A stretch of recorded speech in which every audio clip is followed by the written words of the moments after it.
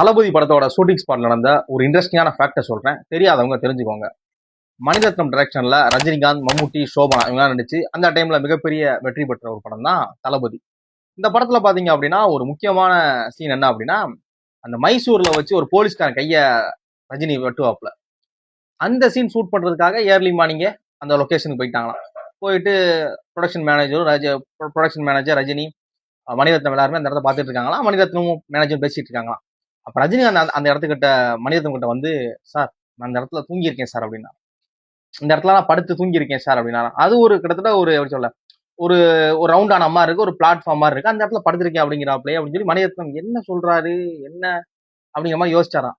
அப்புறம் மேனேஜர் சொன்னாராம், சார் அவர் சொல்ற உண்மையா தான் இருக்கும், நாங்க காலையில இந்த இடத்துக்கு நம்ம ஷூட் ஸ்டார்ட் பண்ண வரோம் அப்படிங்கிறப்ப நிறைய பேர் இந்த இடத்துல படுத்திருந்தாங்க, நைட்டு தூங்குறவங்க, அவங்கள உசுப்பி விட்டு இந்த இடத்துல கொஞ்சம் ஷூட்டிங் நடக்கும் போது கொஞ்சம் கழிச்சு வாங்க அப்படின்னு சொல்லி அனுப்பி விட்டோம் சார், அவர் சொல்றது கரெக்டா தான் சார் இருக்கும் அப்படின்னு. அப்புறம் மணிரத்னம் வந்து ரஜினிகாந்த் கிட்ட கேட்கிறப்ப என்னாச்சு அப்படின்னே, சார் அந்த இங்க கண்டக்டரா ஒர்க் பண்றப்ப எங்களுக்கு நாங்க வண்டியை போட்டு கொஞ்ச நேரம் தூங்குற இடமா இந்த இடத்த வச்சுக்கோம் சார், நைட் நேரம் எல்லாருமே இந்த இடத்துல இந்த ரவுண்டான கட்டாசம் வண்டியெல்லாம் நிப்பாட்டிட்டு கண்டக்டர் டிரைவர்லாம் நாங்க இந்த இடத்துல படுத்து ரெஸ்ட் எடுத்துட்டு போவோம் சார். இப்போ இதே இடத்துல இத்தனை வருஷம் கழிச்சு ஷூட் பண்ண வரோம், இவ்வளவு கூட்டம் என்ன பார்க்க வராங்கிறப்ப ரொம்ப மாதிரி ஒரு பிரமிப்பா இருக்கு சார் அப்படின்னு சொல்லி சொன்னாராம். இந்த ஒரு இன்ஃபர்மேஷன் உங்களுக்கு இதுக்கு முன்னாடி தெரியுமா தெரியாதா அப்படிங்கிறதையும், தெரியாது அப்படின்னா உங்க ஃப்ரெண்ட்ஸ் அண்ட் ஃபேமிலிக்கு வீடியோ ஷேர் பண்ணுங்க. தேங்க்ஸ் ஃபார் வாட்சிங்.